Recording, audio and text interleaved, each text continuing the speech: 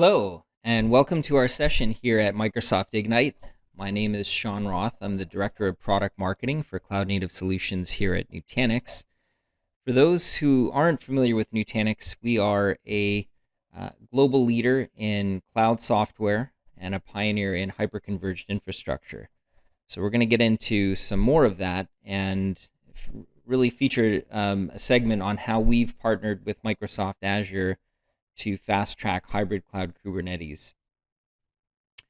So with that, we'll get started with today's agenda here. We'll talk a bit about going cloud native and ultimately what that requires from infrastructure. We'll talk a bit about enterprise applications in the multi-cloud era and dive a little bit deeper into Kubernetes and some of the infrastructure approaches that are required to build a successful Kubernetes deployment on-prem. And finally, we'll look at a joint solution between Microsoft Azure and Nutanix, where you're able to extend Azure via Arc to Nutanix HCI. So when you think about the term cloud native, it seemed to get a lot of use in many different contexts. But one thing I find very helpful is this framework of 10 attributes for cloud native software. And what I've done here is I've highlighted 3 of them because these 3 really lay out what's demanded from an infrastructure standpoint. When you are modernizing applications and refactoring them for containers and microservices, what kind of infrastructure are you going to need to either build or run your applications on? And so of critical importance here is infrastructure that can operate according to a self-service model. This is great for developers. Infrastructure that scales in an elastic fashion and ultimately is compatible with other clouds from a management perspective. As today, we are kind of in a very multi-cloud era when it comes to running applications on Kubernetes. Automated capabilities are of course key across infrastructure, especially with respect to storage, networking, security, monitoring.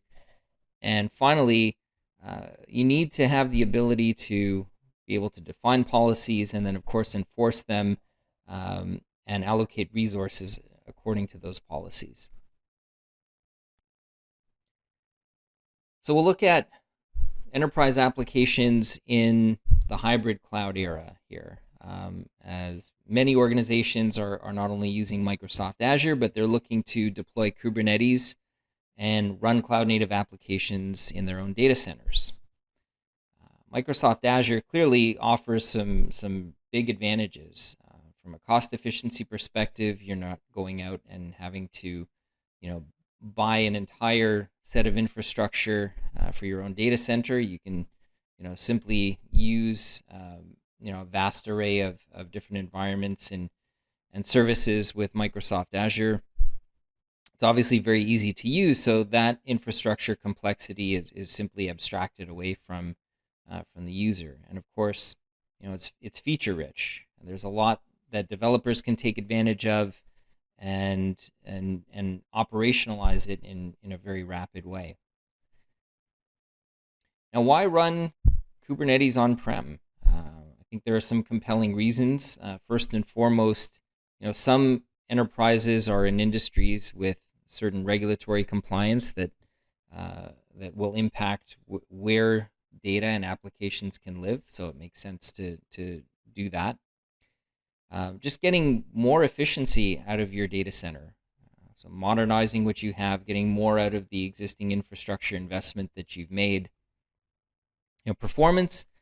Sometimes performance is really a decision factor here. If you have a workload that requires really high IOPS and ultra low latency, then it makes sense to do that. And then similarly, if you have applications that are designed to run at the edge, such as in retail environments, warehouses, oil rigs are another good example of that, then clearly you need to own and manage the infrastructure for that. So it's always challenging going cloud native on-prem and deploying Kubernetes on top of your infrastructure. Kubernetes has seen on the order of 4 major releases per year, and so it's evolving pretty fast. It's incredible how the ecosystem of technologies around Kubernetes has evolved as well. There's so much choice with respect to all the different areas that you would have to look to configure and manage, like networking, storage, security, monitoring. The list goes on. And this is a new world for everybody, so it's not often the case that you have all the expertise that you need and are able to keep pace with what developers are demanding from you in terms of infrastructure and resources. Legacy infrastructure has shown to be not ideal for Kubernetes. It's simply not built for the way that Kubernetes uses compute, storage, and network resources. And so different approaches are required.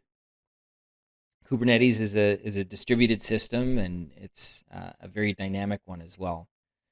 And finally, it's difficult to optimize your hybrid cloud usage. So if you're going after the flexibility of having an on-prem Kubernetes environment coupled with some workloads running in Microsoft Azure, then how do you approach this and be able to manage all of your Kubernetes clusters? And so we've got an answer for that toward the end of the presentation, where we talk about how you can extend Azure to Nutanix HCI.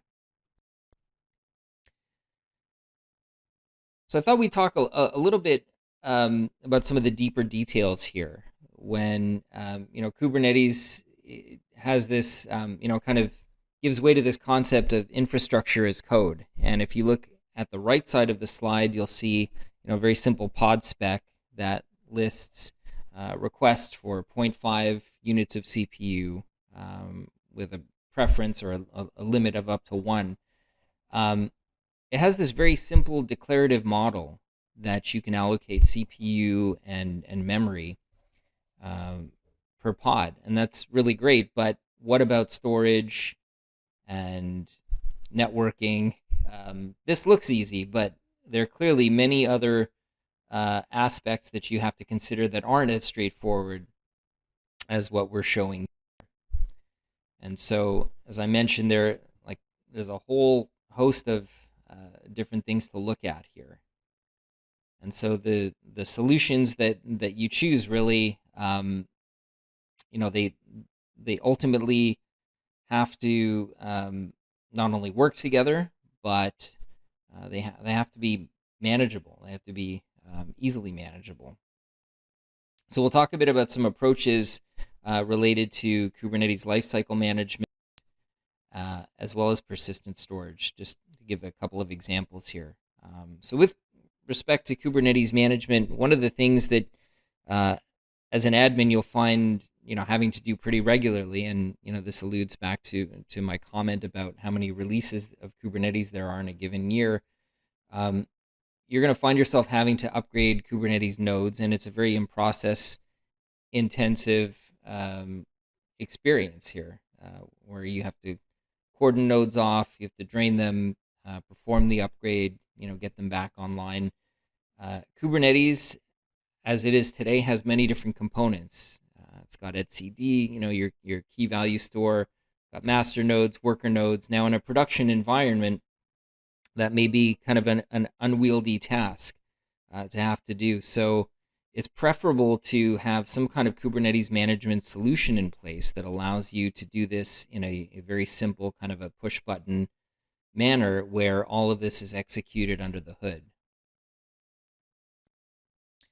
Now, with regard to storage, this presents another huge challenge here, in light of the fact that containers are ephemeral and therefore make it very difficult to persist data, and stateful applications depend on provisioned storage remaining connected to those pods that host them. So when you have an increased number of stateful applications that are being refactored or implemented using containers and cloud native principles, storage is definitely the one big beast to tackle here. Now, while Kubernetes offers a standard mechanism for exposing arbitrary block and file storage systems to containers with the CSI, that's the container storage interface, there's still a lot of key decision making and management overhead related to storage on the part of IT ops. So, key considerations would be what type of storage you should use, how's it going to be accessible to Kubernetes clusters, and then how will it be provisioned and used by the applications. So ideally, you want to look at solutions that offer capabilities across the three different storage classes here. You want support for file, block, and object storage. As I mentioned, different applications will value different mediums. So databases, for example, if those might require fast performance, block storage is good for that. And some may depend on the ability for multiple pods to access the same storage. And some might require just simple configuration and enormous scale. So these are all important considerations. And again, having a solution that is well integrated, where you can easily interface different storage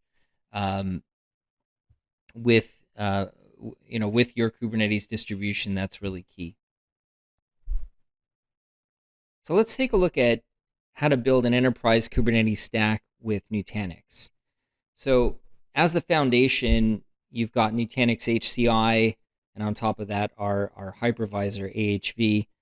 Nutanix HCI is architected for distributed environments like Kubernetes. So it's much more suited to the way that Kubernetes is going to use compute and storage, and lends itself to much easier scalability. We also offer the ability to auto rebalance, and any upgrades that need to be performed are incredibly easy on the order of a single click. Simplicity is something that Nutanix has really put a lot of effort into delivering on the part of operators and administrators here. Taking all of the, or at least as much of the complexity out of infrastructure configuration and management as possible is a huge priority for us. And we've similarly extended that to the other solutions that we're presenting here. Now, as I mentioned, with Nutanix HCI and coupled with our storage solutions, two of which you can interface to Kubernetes via our own container storage interface. And then, of course, if you need high performance S3 storage services, those are available as well. Another advantage here, as depicted, is that you can run your legacy applications on VMs on the same infrastructure here as your containerized applications. And so with Carbon, which is an integrated part of Nutanix AHV, you can easily manage Kubernetes across the lifecycle. So for example, if you were to configure a highly available production Kubernetes cluster with storage, you can do so on the order of 20 minutes or less. Without this kind of solution in place, without the right tools, if you did it manually, it might take on the order of days or weeks. Another important aspect of what we offer from the Kubernetes standpoint is a native user experience. So Carbon doesn't have any proprietary elements that would lock you into our particular distribution here. So that's a big advantage for those that see porting workloads back and forth across different Kubernetes environments, for example. Through Nutanix's partnership with Microsoft, we now make it very easy to configure hybrid cloud Kubernetes. And the way that we do that is that we can extend Microsoft Azure to Nutanix HCI via Arc. So essentially what you would do is, in your own data center, you would deploy Nutanix HCI. This is a solution that we've now officially certified to run Azure Arc-enabled Kubernetes clusters.